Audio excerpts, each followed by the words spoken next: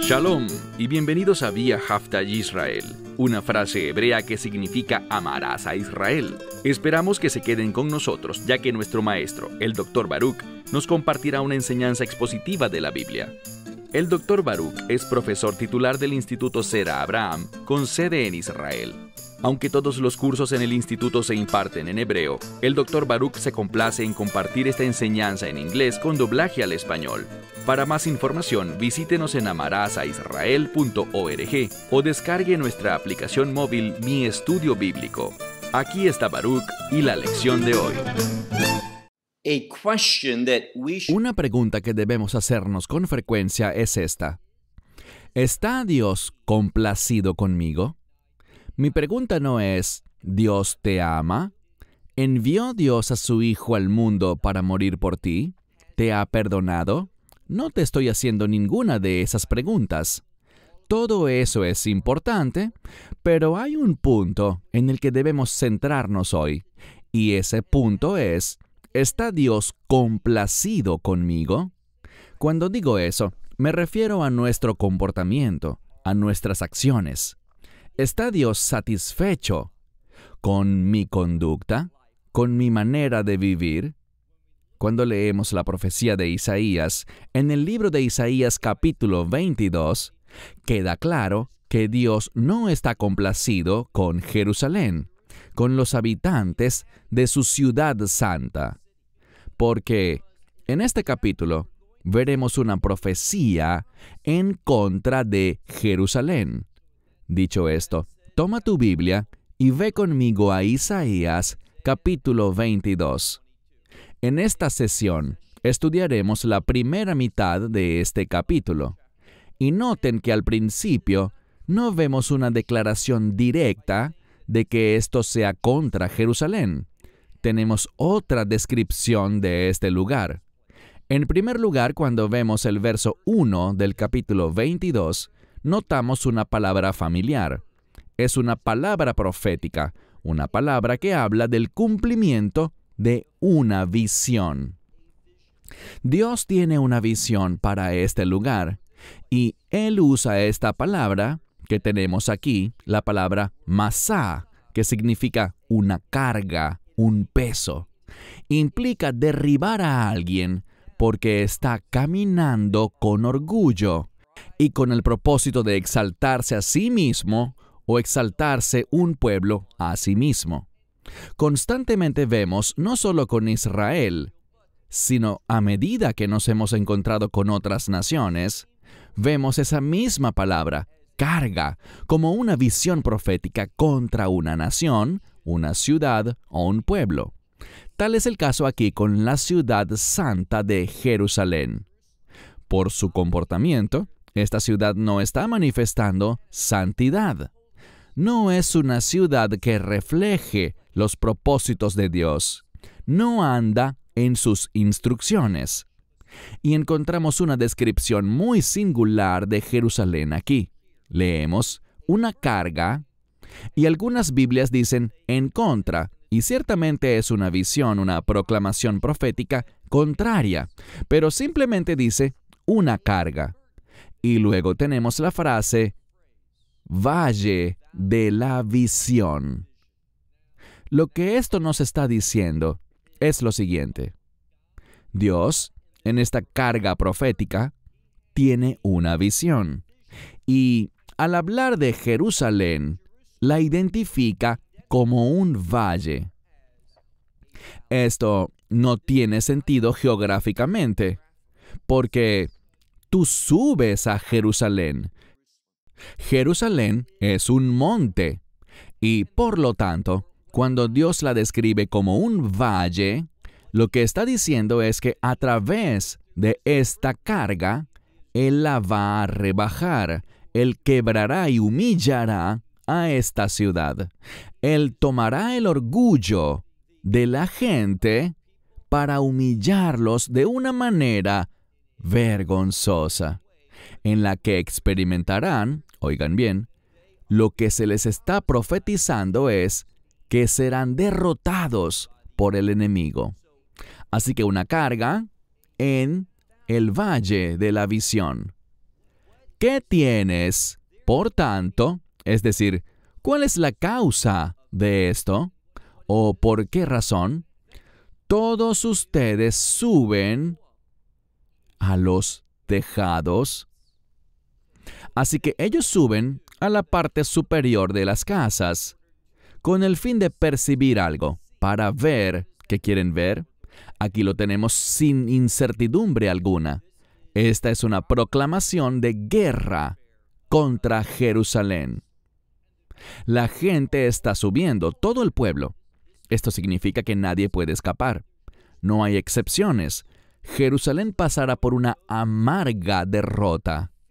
Y la gente se subirá a los tejados contemplando a este ejército que viene llegando. Leamos ahora el verso 2. En el verso 2, la primera palabra que aparece es teshuot. Teshuot es una palabra para ruido, pero está en plural, por lo que implica que hay mucho ruido, un ruido abundante. Y lo interesante es que los editores, y me refiero a los sabios de la antigüedad, pidieron a los escribas colocar una línea después de esa palabra para mostrar de esta manera que este hecho se destaca en el párrafo. Dios quiere que nos demos cuenta de que lo que está sucediendo allí es una gran perturbación. Hay un fuerte ruido. Y una vez más, esta palabra ruido está en plural. Hay muchos sonidos a la vez y ninguno de ellos habla de cosas buenas. Así que son muchos ruidos. Y luego habla de una ciudad que está llena, y tenemos otra palabra que se refiere al ruido. Esta es una palabra para una especie de zumbido, y muchas veces en la Escritura esto se usa para describir una ciudad donde todos están hablando de algo y, por lo general, del mismo asunto. Ocurre algo que hace que toda la ciudad sea un hervidero, en el que todos hablan de lo mismo. Aquello capta la atención de todo el mundo y una vez más, vamos a ver que este ruido viene debido a los ejércitos que marchan contra Jerusalén. Dice, la ciudad de Alisá, la ciudad de la alegría. Jerusalén se supone que sea una ciudad de adoración, que represente la santidad de Dios. Y uno de los resultados de vivir una vida santa es justamente alegría. Pero esto no es lo que experimentará la ciudad de la alegría, porque está caminando muy lejos de los propósitos de Dios. Por tanto, no recibirán lo que Dios quiere que tengan, gozo. ¿Qué tendrán en cambio? Bueno, se habla de sus muertos, de sus cadáveres. Pero no son cadáveres producto de la espada, ni son cadáveres producto de la guerra. Aquí tenemos algo que es muy singular, porque en unos minutos vamos a ver mientras leemos que hay jinetes, hay carros, hay guerreros, soldados se aproximan. Entonces, ¿qué es todo esto? ¿Qué son estos ruidos, este zumbido, este gran bullicio que recorre la ciudad? Y luego nos hablan de muertos, pero que no son por la espada ni por la guerra. ¿Cómo entendemos esto? Bueno, la mayoría de los eruditos ve esto como una referencia a su condición espiritual. No es el enemigo el que ha provocado esta muerte que describe a la ciudad, sino que la causa es su desobediencia, su pecado. Ellos están espiritualmente muertos, están separados por sus acciones. Dios no está complacido con ellos. Por lo tanto, la vida de Dios no está implantada en estas personas, una vida espiritual, sino que están muertos espiritualmente. Pasemos al verso 3. Debido a esa falta de la presencia de Dios en la gente, guiándolos, dirigiéndoles, instruyéndoles, ¿qué sucede? Mira el verso 3. Todos tus... Y esta palabra que viene identifica a sus oficiales. Puede estar relacionada con líderes, pero por lo general un katzim se refiere a un oficial de alto rango, un líder. En hebreo moderno, esto aplica tanto al ejército como a la policía. Por lo tanto, estos son líderes, pero generalmente son funcionarios encargados de la defensa del país. Su labor no es realmente política, sino más bien militar. Y dice, todos tus oficiales, ¿qué hacen? Esta es una palabra que implica andar deambulando, sin final, sin visión de Dios, sin dirección. Ellos están confundidos intelectualmente. No saben qué hacer y no saben a dónde ir. Entonces, ¿qué es lo que hacen? Están huyendo de la ciudad, y esto presagia un exilio. Así que todos ellos juntos están deambulando y son capturados por aquellos que tienen el arco, es decir, por el enemigo que usa el arco como arma. Todos los que en ti se hallaron fueron capturados juntamente, y a lo lejos ellos huyen. Entonces, unos están siendo tomados prisioneros, otros son capturados y son puestos bajo ataduras, en cadenas podríamos decir. Y hay otros que huyen, pero aquí está la clave. El énfasis está en que están dejando Jerusalén. Están siendo cortados de la ciudad santa. Y eso significa de la presencia de Dios. Verso 4. Por lo tanto, yo he dicho. Bien, el que habla aquí es Isaías, el profeta. Y él está diciendo, lee con cuidado, por lo tanto he dicho, no me mires. Es decir, no pongas tus ojos sobre mí. ¿Por qué dice esto Isaías? Dice, porque estoy llorando amargamente, en amargo llanto. No te afanes, no te apresures. Es una palabra que se utiliza en hebreo moderno para describir aceleración, para presionar el acelerador en un automóvil y viajar rápidamente. Aquí dice, no te apresures, no te afanes por consolarme. Él no quiere ser consolado, porque esto es muy doloroso. Estas son terribles noticias. Él dice, acerca del saqueo, y esta es la palabra shot, que significa saqueo, y habla del saqueo que deja todo vacío y desolado. Dice, la hija de mi pueblo. En cuanto a esto aquí, usualmente el término hija habla de un futuro. Ella se casará y tendrá hijos. Nos habla de un futuro, la hija de mi pueblo. Y aquí Isaías está afligido porque cuando mira lo que Dios le está revelando, él ve que la gente no tiene futuro, que Dios los está juzgando severamente. Y por lo tanto, Isaías está llorando por esto amargamente y no quiere ser consolado. ¿Y qué es esto? Pasemos al verso 5. Porque Yom, porque día, la palabra Yom en hebreo es día, porque día Mejumá. Mejumá es una especie de levantamiento, pero en este sentido nos habla de un alboroto. Existe un grado de confusión entre la gente. Y no solo confusión, sino que la siguiente palabra aquí es la palabra mevusá, que significa derrota. Así que la gente allí está perturbada, hay un alboroto, todo el mundo se está moviendo. Han sido derrotados y, además, la siguiente palabra puede hablar tanto de confusión como de pena o vergüenza. Ahora, analicé todas las palabras con mucho cuidado en este texto y las estoy traduciendo como siempre trato de hacer, de manera muy literal.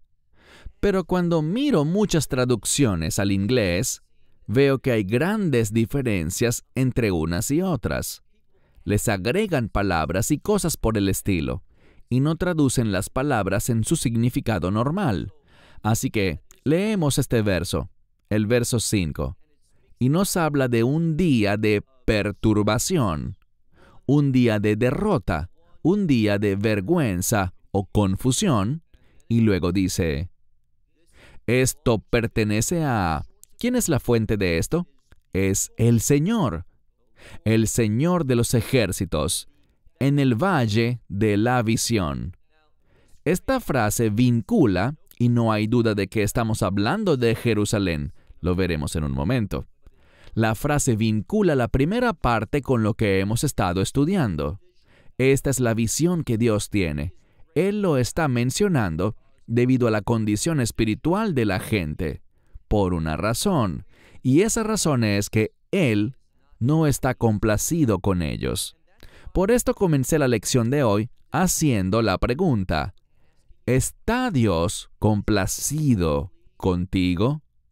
¿Estás obrando, comportándote, obedeciendo como deberías? ¿O has actuado como Jerusalén, como los habitantes de esta ciudad, donde cada uno iba por su propio camino, siguiendo sus propios propósitos?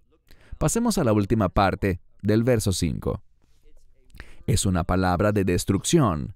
Dice, para destruir el muro y clamar al monte. Y ese monte o montaña puede ser una referencia a Jerusalén. Y el muro puede ser ese muro sagrado en referencia al templo. Por lo tanto, esto presagia el exilio. Representa a alguien que desde fuera de la ciudad mira hacia atrás y observa la ciudad en ruina absoluta, en la más absoluta destrucción. De esto es de lo que habla Isaías. Podemos entenderlo literalmente como un ejército que viene, y vamos a ver evidencia de ello, pero también implica una devastación espiritual, lo cual ocurre cuando la gente no está siguiendo las instrucciones de Dios, sino que está bajo influencia demoníaca. Pasemos ahora al versículo 6. En este versículo se mencionan dos pueblos. Tenemos el primero. Al principio del verso 6 dice, y Elam. Elam tiene que ver con Asiria. Elam levanta su aljaba. Esto nos habla de un arma. En el carro de hombres y soldados, aquí habla de jinetes. Así que aquí habla de Elam, de esta nación asiria, parte de ese gran imperio, que viene con carros, con hombres, con jinetes. Y también a Kir, que es Kir, es otra ciudad importante en la nación de Moab. Así que vemos referencias a Asiria y también a Moab, naciones poderosas. Asiria era un imperio, y ambas vienen contra Jerusalén. Fíjense que Kir, Moab, ha descubierto su escudo, lo que significa que se está preparando para marchar hacia la batalla sobre la ciudad. Verso 7. Y acontecerá que tus valles escogidos estarán llenos de carros y jinetes, y serán puestos en la puerta. Aquí tenemos un juego de palabras porque donde dice que serán puestos, ese término aparece dos veces. Implica que con toda certeza esto será puesto o colocado en la puerta. Todo esto presagia una derrota. Este es el mensaje para nosotros. Muchas veces la gente quiere tomar algo práctico de esta profecía para su propia vida. Y esto es lo que podemos concluir. Cuando Dios no está complacido conmigo, el enemigo vendrá y yo experimentaré una derrota. Experimentaré dolor, sufrimiento, pérdida, y no tendré la perspectiva para saber ni siquiera qué hacer. Verso 8. Y descubrió, este es el enemigo, descubrió el Masaj. Masaj es la cubierta de Judá. Es decir, reveló lo que la protegía y quedó todo al descubierto. Yo interpreto que esto significa como que ahora todo está al descubierto, todos sus pecados ocultos, toda la seguridad con la que tanto contaban, todo eso ha sido removido. Dios lo ha descubierto y ha dejado todo a la vista delante de él. Y mirarás, esta es Judá, mirarás en aquel día, Beyom Jahu, una frase de juicio. Mirarás en aquel día también, y es muy interesante la siguiente frase, Neshek bet Hayar. Neshek es arma, bet es casa, y Hayar, Ya'ar significa bosque. ¿Qué hay en un bosque? Árboles. Entonces dice la casa del bosque. ¿Y a qué se refiere? Bueno, ellos trajeron la madera del bosque para construir el templo, y la gente confiaba en ese templo. Vemos que la profecía de Jeremías también lo relata.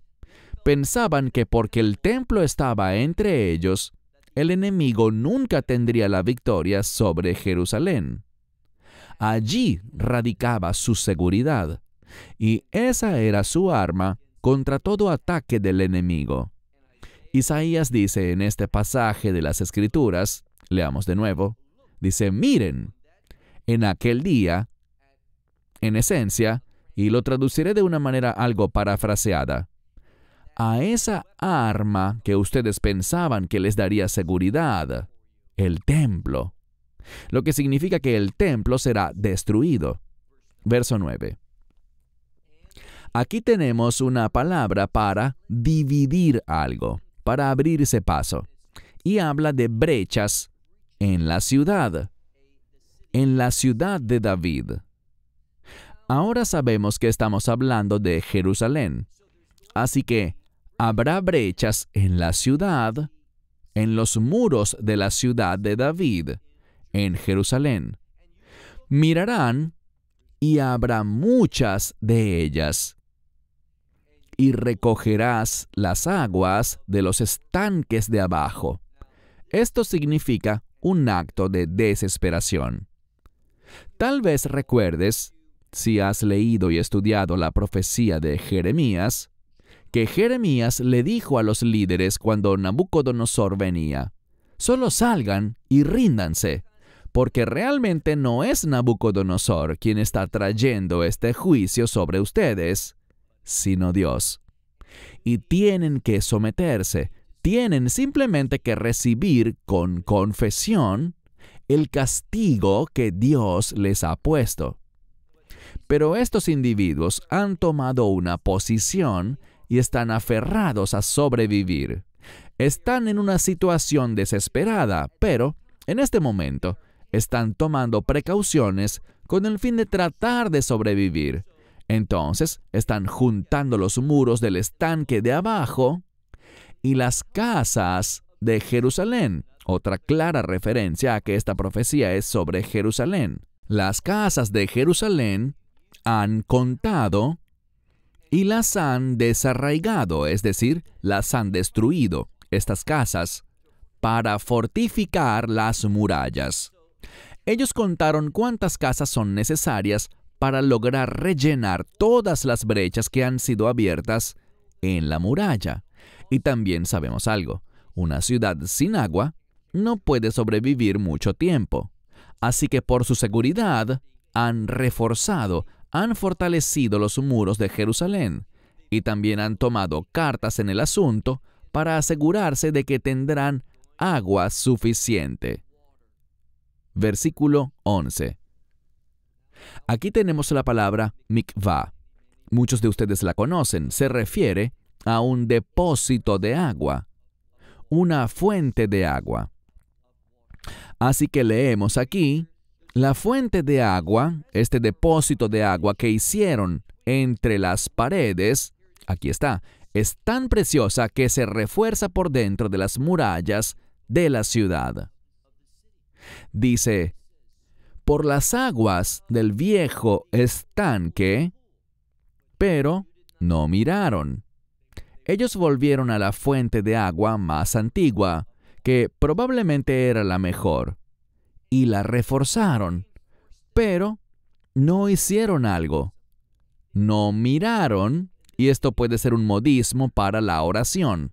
No miraron a aquel que hizo este depósito, esta fuente de agua, al que la formó, sino que desde la distancia no miraron. Es decir, los que estaban tan alejados no miraron hacia Dios.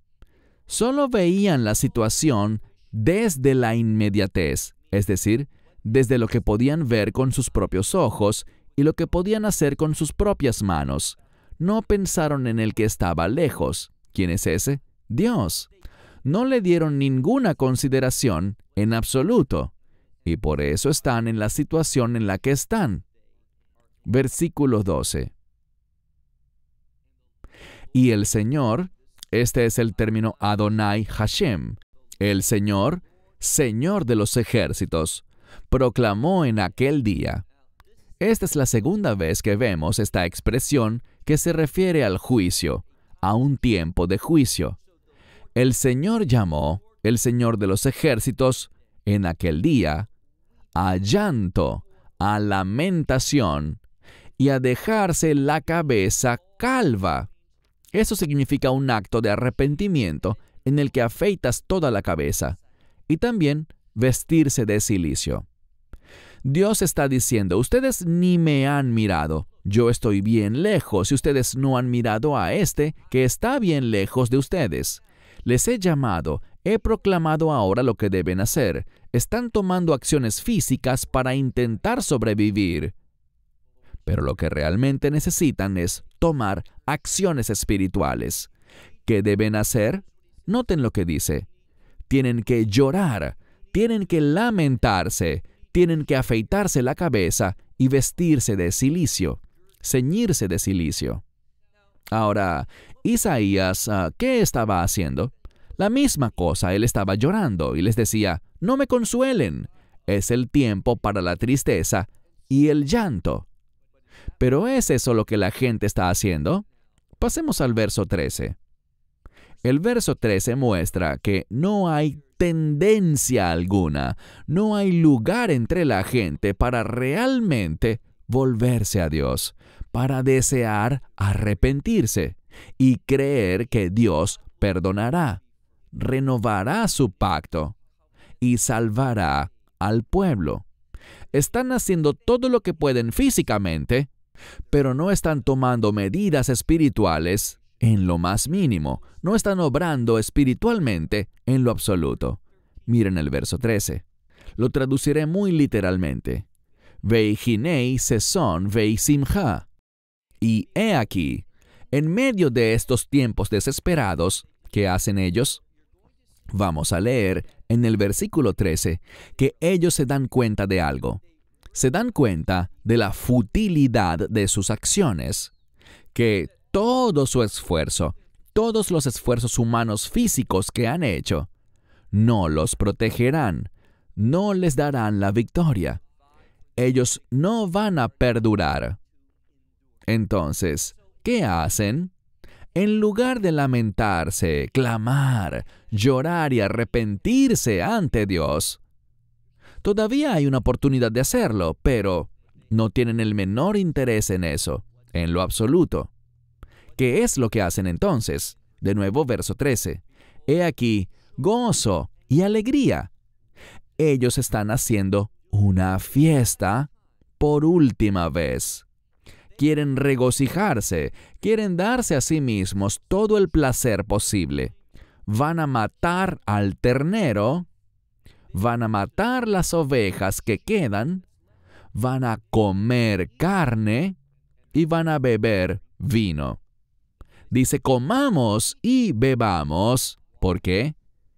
Ki mahar, porque mañana, namut, moriremos. Fíjense que sus últimas acciones no consideran ni buscan a Dios en lo más mínimo. No piensan en la eternidad, sino que en sus últimos momentos lo que quieren es complacer su carne, satisfacer su estómago, su paladar, con carnes y buen vino. Quieren tener un festín. ¿Y luego qué? Morir. Ahora permítanme decirles lo que ellos no sabían, en lo que ellos no creían, y es lo siguiente. Ellos creían que, por supuesto, hay enemigos en este mundo, hay conflictos, guerras. Ellos entendían eso. Ellos podían leer el periódico y oír las noticias de distintos lugares. Ellos conocían la historia, pero ellos realmente no creían que lo que estaban experimentando era un juicio de Dios. ¿Recuerdan qué leímos? Dios está merajó, está muy lejos de sus pensamientos y de sus acciones. Ellos no creían en la vida después de la muerte. Mañana moriremos y eso es todo. Se acabó. Celebremos por última vez antes de que lleguemos al final. Pero ellos no creían en lo que pasa después de la muerte. Eso no les interesaba en lo más mínimo. No pensaban para nada en ello. Pasemos al verso 14, nuestro último verso por hoy. Y fue revelado en los oídos del Señor de los ejércitos. Ahora, este es un modismo que básicamente dice, esta es la perspectiva de Dios sobre esto. Y Él dice, Im yukupar hei avon jeze. Avon es iniquidad. Así que esta iniquidad no será perdonada. El hecho de que Dios la mencione muestra que Él estaba dispuesto a hacerlo, pero ya no. El término que usa es un sí condicional, es decir, si esta iniquidad será expiada, eso está fuera de la naturaleza de Dios, debido a la condición espiritual del pueblo. No existe la menor intención en ellos para el arrepentimiento. Entonces, ¿qué pasará? Dice, esta expiación para ustedes no sucederá. Más bien, ¿qué sucederá? La muerte. Ustedes van a morir, dice el Señor de los ejércitos. Dos palabras diferentes para el Señor, Adonai y Hashem. Está diciendo que no perdonará al pueblo porque no le dieron consideración a Dios. No creyeron en un Dios activo e íntimo que era parte de todos los aspectos de su vida. Nada sucede en este mundo de lo que Dios no esté consciente. Dios está activo. Y cuando no te das cuenta de eso, cuando tu vida no refleja eso, vas a vivir una vida muy desagradable delante de Él. Y el resultado de eso es la muerte. Así que déjame preguntarte de nuevo. ¿Estás viviendo una vida que agrada a Dios? ¿Está Él complacido contigo? Eso es algo que tú y yo tenemos que preguntarnos a diario. Cuando nos levantamos y cuando nos paramos por la mañana, Dios, quiero vivir mi vida en este día que empieza tomando decisiones y haciendo todas las cosas de una manera que te agrade a ti. Y al final del día haz lo que llamamos un Heshbon Nefesh.